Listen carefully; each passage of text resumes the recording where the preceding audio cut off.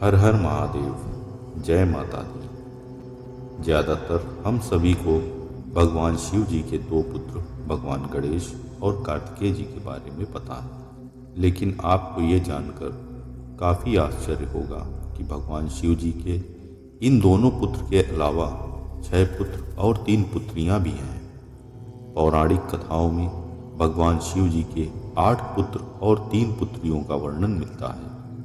भगवान शिव और माता पार्वती के विवाह के बाद इनका गृहस्थ जीवन प्रारंभ हुआ था। शिव पुराण के अनुसार भगवान शिव जी की ये संतानें अलग अलग घटनाक्रम से उत्पन्न हुई थीं। आइए जानते हैं देवादिदेव महादेव की संतानों के बारे में। नंबर 1, अशोक सुंदरी। भगवान शिव और माता पार्वती के 8 पुत्र और 3 पुत्रियां हुईं। पहले पुत्र का नाम कार्तिकेय जी था। उनकी पुत्री का नाम अशोक सुंदरी रखा गया था और दूसरे पुत्र का नाम गणेश रखा गया था। कहते हैं माता पार्वती ने अपने अकेलेपन को दूर करने के लिए देवी अशोक सुंदरी का निर्माण किया था। नंबर 2, ज्योति। महादेव और माता पार्वती की दूसरी पुत्री का नाम ज्योति था। मान्यता है इनका जन्म भगवान शंकर के तेज से हुआ था और वे उनके प्रभामंडल का स्वरूप हैं। यद्यपि उनके जन्म से जुड़ी एक और मान्यता भी बताई गई है, जिसके अनुसार उनका जन्म माता पार्वती के मस्तक से निकले तेज से हुआ था। देवी ज्योति का ही दूसरा नाम देवी ज्वालामुखी भी बताया गया है, जिनकी पूजा तमिलनाडु में सबसे ज़्यादा होती है। नंबर 3, देवी मनसा। सांप के काटे जाने पर भक्त देवी मनसा की शरण में जाते हैं। देवी मनसा के जन्म की मान्यता है कि एक बार भगवान शिव का तेज सांपों की माता कही जाने वाली देवी कद्रू के एक पुतले से छू गया था, इसलिए इन्हें भी भगवान शिव की पुत्री ही माना गया है। देवी मनसा का जन्म भी भगवान कार्तिकेय की तरह माता पार्वती के द्वारा नहीं हुआ था। देवी मनसा का एक नाम वासुकी भी है तथा पिता, माँ और पति द्वारा उपेक्षित किए जाने के कारण वह बहुत गुस्सैल मानी गई हैं। देवी मनसा की पूजा बिना किसी प्रतिमा या तस्वीर के होती है। इनकी पूजा पेड़ की कोई डाल, मिट्टी का कोई घड़ा या मिट्टी का सांप बनाकर की जाती है। ये तो था भगवान शिव की पुत्रियों के बारे में। आइए अब जानते हैं भगवान शिव के 8 पुत्रों के बारे में। नंबर 1, कार्तिकेय जी। शिव पुराण के अनुसार माता सती के देह त्याग के बाद भगवान शिव कठोर तपस्या में लीन हो गए थे। तब तारकासुर नामक राक्षस का अत्याचार काफी बढ़ गया था। तारकासुर से परेशान सभी देवता ब्रह्मा जी के पास गए थे। तब ब्रह्मा जी ने बताया था भगवान शिव और माता पार्वती का पुत्र ही तारकासुर का वध कर सकता है। तारकासुर को वरदान था उसका वध भगवान शिव जी के पुत्र द्वारा ही हो सकता है। तारकासुर के आतंक से देवता भी भयभीत हो गए थे। माता सती की मृत्यु के बाद तारकासुर को लगने लगा था कि उसका वध कोई नहीं कर सकता, क्योंकि भगवान शिव पुनः सन्यासी बन चुके थे। जिसके बाद वर्षों अनेक प्रयासों के बाद भगवान शिव का विवाह माता पार्वती के साथ हुआ था, जिसके बाद कुमार कार्तिकेय का जन्म हुआ था और कुमार कार्तिकेय ने तारकासुर का वध किया था तथा वह देवताओं के सेनापति बने थे।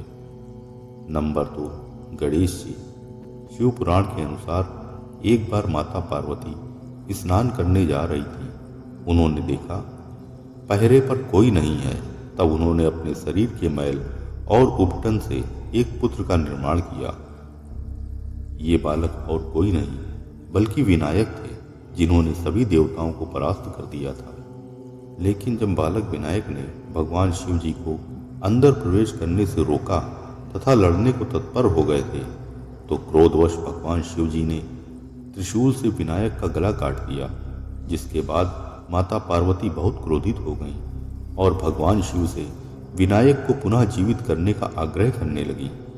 तब भगवान शिव ने एक हाथी के बच्चे का सिर विनायक के धड़ से लगा दिया और इस प्रकार विनायक का नाम गणेश भी पड़ गया। भगवान श्री गणेश जी की पूजा हर पूजा से पहले की जाती है। महिलाएं अपने पति की लंबी आयु के लिए भगवान गणेश जी की पूजा करती हैं। ऐसी मान्यता है कि भगवान श्री गणेश जी की पूजा करने से पति की लंबी आयु के साथ साथ ससुराल हमेशा खुशियों से भरा रहता है और वहाँ कोई दुख और दरिद्रता नहीं आती है। नंबर 3, सुकेश। भगवान शिव जी के तीसरे पुत्र का नाम सुकेश है, जिनकी कथा इस प्रकार है। 2 राक्षस भाई थे, हेति और प्रहेति। प्रहेति धर्मात्मा प्रवृत्ति के थे तथा हेति ने राजपाट संभाला और अपने साम्राज्य का विस्तार हेतु काल की पुत्री भया से विवाह किया। भया से उनके विद्युत केश नाम का पुत्र का जन्म हुआ। विद्युत केश का विवाह संध्या की पुत्री साल कटंकटा से हुआ। माना जाता है कि साल कटंकटा व्याभिचारिणी स्त्री थी। इस कारण जब उनका पुत्र जन्मा तो उसे लावारिस छोड़ दिया। विद्युत केश ने भी यह जानकर उस पुत्र की परवाह नहीं की कि यह नहीं मालूम कि यह किसका पुत्र है। पुराणों के अनुसार भगवान शिव और माता पार्वती की उस पर दृष्टि पड़ी और उन्होंने ही इसको सुरक्षा प्रदान की और इस बालक का नाम उन्होंने सुकेश रख दिया। सुकेश से ही राक्षसों का कुल चला। नंबर 4, जलंधर। भगवान शिव के चौथे पुत्र का नाम जलंधर था। श्रीमद् देवी भागवत पुराण के अनुसार एक बार भगवान शिव ने अपने तेज को समुद्र में फेंक दिया था, जिससे जालंधर उत्पन्न हुआ था। माना जाता है कि जालंधर में अपार शक्ति थी और उसकी शक्ति का कारण थी उसकी पत्नी वृंदा। वृंदा के पतिव्रत धर्म के कारण ही सभी देवता मिलकर उसको परास्त नहीं कर पा रहे थे। जलंधर ने जिसके बाद एक योजना बनाई थी, जिसके अनुसार वह भगवान विष्णु को परास्त करना चाहता था और माता लक्ष्मी को पाने की योजना बना रहा था। परंतु जब माता लक्ष्मी ने उसे यह बताया कि वह दोनों ही जल से उत्पन्न हुए हैं, इस प्रकार वह दोनों भाई और बहन हैं, तब उसको यह समझ आई। तब उसने माता लक्ष्मी को पाने का निर्णय त्याग दिया और इसके बाद वो माता पार्वती को पाने के लिए कैलाश पर आक्रमण कर देता है, जिसके बाद भगवान शिव को उससे युद्ध करना पड़ता है। इसी बीच सब देवता भगवान विष्णु से प्रार्थना करते हैं कि अब जलंधर का अंत किया जाए। तब भगवान विष्णु जलंधर का वेश धारण कर वृंदा के पास जाते हैं और वृंदा उनको अपना पति मानकर उनके साथ पत्नी जैसा व्यवहार करने लगती है और इस प्रकार उसका पतिव्रत धर्म भी टूट जाता है। और उधर दूसरी ओर भगवान शिव जी जालंधर का अंत कर देते हैं। नंबर 5, अयप्पा। भगवान अयप्पा के पिता भगवान शिव और माता मोहिनी हैं। महिषासुर की बहन महिषी को यह वरदान प्राप्त था कि भगवान शिव और भगवान विष्णु का पुत्र ही उसका अंत कर सकता है, किंतु 2 पुरुषों की संतान कैसे होती, इसलिए भगवान विष्णु ने मोहिनी रूप धारण किया, जिससे भगवान शिव और उनके द्वारा पुत्र उत्पन्न हो सके। किंतु भगवान शिव एक योगी थे। उन्होंने मोहिनी के साथ मिलन को ठुकरा दिया, किंतु उनको अपना तेज प्रदान किया, जिसे पारद कहा गया है। उनके तेज से ही एक पुत्र का जन्म हुआ, जिनको सस्तव या अयप्पा कहा जाता है, जिनका एक दूसरा नाम हरिहर भी है। केरल के सबरीमाला में भगवान अयप्पा का एक विश्व प्रसिद्ध मंदिर है, जहां विश्व भर से लोग भगवान अयप्पा के दर्शन करने के लिए आते हैं। इस मंदिर के पास मकर संक्रांति की रात को घने अंधेरे में रह रहकर यहाँ पर एक ज्योतिपुंज दिखाई देता है। इस ज्योतिपुंज के दर्शन के लिए दुनिया भर से करोड़ों श्रद्धालु यहाँ आते हैं।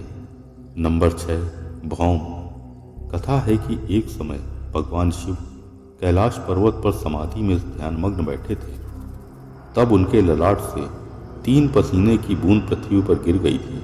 इन बूंदों से पृथ्वी ने एक सुंदर से बालक को जन्म दिया, जिसकी 4 भुजाएं थीं तथा यह बालक रक्त वर्ण का था।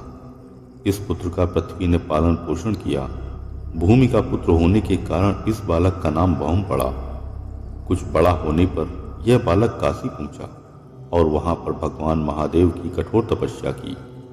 तब भगवान शिव जी ने प्रसन्न होकर उसे मंगल लोक प्रदान किया, जिस कारण मंगल ग्रह को भौम के नाम से भी जाना जाता है। नंबर 7, अंधक। एक बार माता पार्वती ने पीछे से आकर भगवान शिव जी की आंखें बंद कर दी थी, जिससे संसार में अंधकार छा गया था। तब भगवान ने तीसरे नेत्र को खोल दिया था। तीसरी आंख की रोशनी की वजह से माता पार्वती को पसीना आ गया था और पसीने की बूंद से एक पुत्र का जन्म हुआ। अंधक की उत्पत्ति को लेकर एक कहानी और भी है, जिसमें कहा गया है कि उसकी उत्पत्ति भगवान शिव जी के पसीने से हुई थी। अंधकार में जन्म लेने के कारण उसका नाम अंधक रखा गया। वह जन्म से ही नेत्रहीन था। कुछ समय बाद हिरण्याक्ष के पुत्र प्राप्ति का वर मांगने पर भगवान शिव ने अंधक को उसे पुत्र रूप में प्रदान कर दिया। अंधक असुरों के बीच ही पला बड़ा था और आगे चलकर असुरों का राजा बन गया। अंधक ने तपस्या करके ब्रह्मा जी से यह वरदान प्राप्त किया था कि वो तभी मरे जब वह यौन लालसा से अपनी मां की ओर देखे। अंधक ने सोचा था कि ऐसा कभी होगा ही नहीं, क्योंकि उसके अनुसार उसकी कोई मां नहीं है। ये वरदान मिलने के बाद अंधक देवताओं को परास्त करके तीनों लोकों का राजा बन गया। अंधक के कारण जब तीनों लोकों में अंधकार बढ़ गया, तब वह माता पार्वती को प्राप्त करने के लिए सोचने लगा। इस प्रकार उसका वरदान उसके लिए श्राप बन गया और फिर भगवान शिव ने अपने ही पुत्र का वध कर दिया। नंबर 8, कुजा। पौराणिक वर्णन के अनुसार कुजा धरती से तेज किरणों की तरह निकले और सीधा आकाश की ओर निकल गए थे। तो ये थी भगवान शिव जी की सभी संतानें। जब भी भगवान शिव जी के परिवार की पूजा की जाती है, तब इनकी भी पूजा करनी चाहिए।